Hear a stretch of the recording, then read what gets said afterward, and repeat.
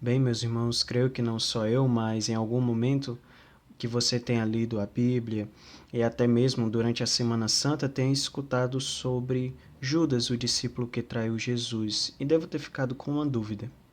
Em Mateus capítulo 27, versículo 5, diz que ele jogou então no templo as moedas de prata, saiu e enforcou-se.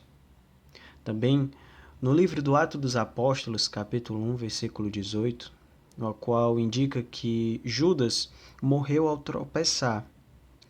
Esse homem adquiria um campo com o salário de seu crime. Depois, tombando para a frente, arrebentou-se pelo meio, e todas as suas entranhas se derramaram. Sabe, meus irmãos, diante disso, nós nos perguntamos sobre a misericórdia de Deus.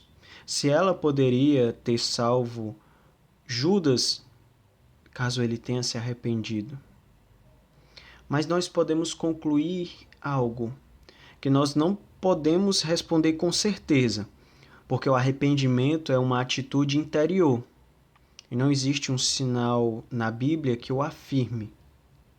Entretanto, nós podemos ressaltar que Deus é infinito e que para responder sobre o final de Judas é preciso nós nos apoiar tanto em uma história como em uma própria revelação para podermos entender sobre a misericórdia de Deus e sobre Judas.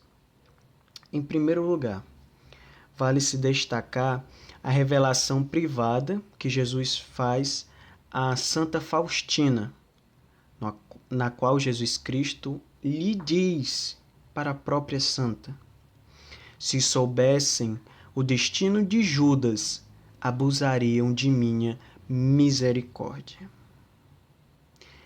Disse isso como que para ver que a misericórdia de Deus é infinita sempre, e quando há o arrependimento. Ou seja, se Judas se arrependeu, isso nós não sabemos, a misericórdia de Deus sempre está aberta para aquele que se arrepende. Aqui nós podemos ver algo que Jesus fala sobre a sua misericórdia ser infinita. Mas também vamos a uma segunda parte, dessa resposta. Uma história que se encontra em um dos escritos de Santo Antônio de Pádua, um irmão de São Francisco de Assis.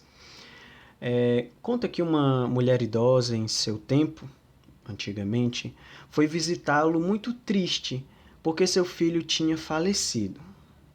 No caso, o filho havia se suicidado. Ele havia se jogado de uma ponte em um rio e ali ele teria morrido. Naquele tempo, a igreja ela não permitia que houvesse a Santa Missa a pessoas que teriam cometido o suicídio. Mas Santo Antônio, quando a senhora lhe perguntou sobre seu filho, se ele, como é que ela poderia rezar por ele, ou se ele poderia rezar. Então Santo Antônio responde: entre ele e o rio há um espaço, e esse espaço é o da misericórdia de Deus.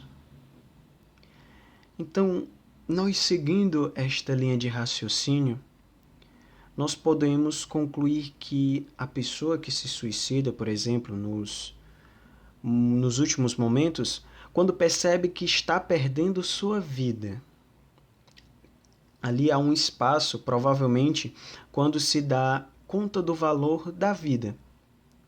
E é um espaço onde ela está sozinha com Deus. E pode ser que nesses momentos se arrependa. Meus irmãos, sempre há oportunidade, inclusive no último momento da vida, para que alguém se arrependa de verdade. Pois devemos sempre nos lembrar que a misericórdia de Deus é infinita. Isso foi um pensamento do Padre Sam, que ele meditou em cima dessa revelação e diante do escrito de Santo Antônio, a qual mencionava claramente sobre a misericórdia de Deus diante do que Judas fez e do que ocorre em nossas vidas, em nosso tempo atual. Se nós conhecêssemos verdadeiramente a misericórdia de Deus, nós abusaríamos dela.